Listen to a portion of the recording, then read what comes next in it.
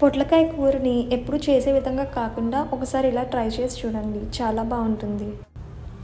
Mixie జార్లో 2 ఉల్లిపాయలని cut చేసి వేసుకోవాలి. కొంచెం నువ్వులపప్పు, 2 పచ్చిమిరపకాయలు, 2 వెల్లుల్లి రెబ్బలు, అందులో కొంచెం వాటర్ యాడ్ చేసి ఇలా ఫైన్గా పేస్ట్ చేసుకోవాలి. ఇప్పుడు కుక్కర్లో 2 టీ స్పూన్స్ ఆయిల్ వేసుకొని వేడెక్కిన తర్వాత ఆవాలు, జీలకర్ర, మినప్పప్పు, కరివేపాకు, 2 ఎండుమిరపకాయలు వేసుకొని ఫ్రై చేసుకోవాలి. మనం ముందుగా కట్ చేసుకున్న పొట్లకాయ ముక్క తగినంత ఉప్పు వేసుకొని బాగా ఫ్రై చేయాలి.